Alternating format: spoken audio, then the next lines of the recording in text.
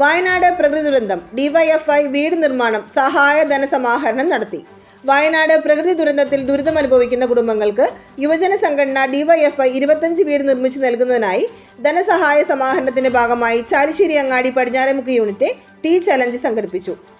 ഞായറാഴ്ച രാവിലെ അങ്ങാടി കല്ലുംപുറം സെന്ററിൽ 2 മണിക്കൂർ സമയം ചിലവഴിച്ച് നടത്തിയ ചായ വിൽപ്പനയിലൂടെ 6500 രൂപ സ്വരൂപിച്ചു. കൂടാതെ സ്ക്രാപ്പ് കളക്ഷനിൽ യാക്കോബായ സുറിയാനിപ്പള്ളി, പടിഞ്ഞാറേമുക്ക് പൂരാഘോഷ കമ്മിറ്റി, കാസ്കോ ക്ലബ്ബ്, നാട്ടുകാരും സ്ഥാപനങ്ങളും പങ്കാളികളായി. ഗ്രാമം നൽകുന്ന പിന്തുണയ്ക്ക് block president KA Prayan, secretary TP Shafeeq എന്നിവർ നന്ദി പറഞ്ഞു. ഉണ്ടോ എന്ന് പോലും തിരിച്ചറിയാൻ കഴിയാത്ത ഒരു സാഹചര്യം. അവിടെയുള്ള ഒരു പട്ടണമാകെ ആ മലവെള്ളപ്പാച്ചിലിൽ ഒലിച്ചുപോയി എന്നാണ് നമുക്ക് മനസ്സിലാക്കാൻ വേണ്ടി കഴിയും.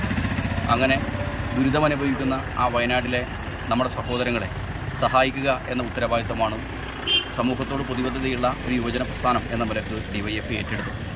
അവിടെ ആദ്യഘട്ടത്തിൽ 25 കുടുംബങ്ങൾക്ക് സ്വന്തമായി വീട് നിർമ്മിച്ചു നൽകും എന്നാണ് ഡിവൈഎഫ്ഐ പ്രഖ്യാപിച്ചിട്ടുള്ളത്.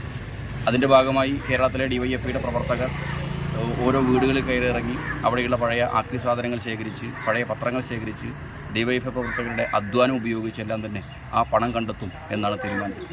അതിൻ്റെ ഭാഗമായിക്കൊണ്ടാണ് ഇന്ന് കാലത്ത് 8 മണി മുതൽ ഡിവൈഎഫ്ഐയുടെ പടിഞ്ഞാറേമുക്ക് യൂണിറ്റിൻ്റെ നേതൃത്വത്തിലുള്ള ഈ ചായ വിൽപ്പന ഇവിടെ നടത്തുന്നത്. നിസ്സീമമായ വലിയ നല്ല സഹകരണമാണ് ഈ പ്രദേശത്തെ നാട്ടുകാരുടെ ഭാഗത്തു നിന്ന് ഈ സംരംഭത്തിന് ഉണ്ടായിട്ടുള്ളത്. 25 വീടുകൾ നിർമ്മിച്ചു നൽകാൻ വേണ്ടി തീരുമാനിച്ചു. അതിൻ്റെ ഭാഗമായി സംസ്ഥാന വ്യാപകമായി വ്യത്യസ്തമായ ചലഞ്ചുകളിലൂടെയാണ് ഡിവൈഎഫ്ഐ പണം കണ്ടെത്തുന്നത്.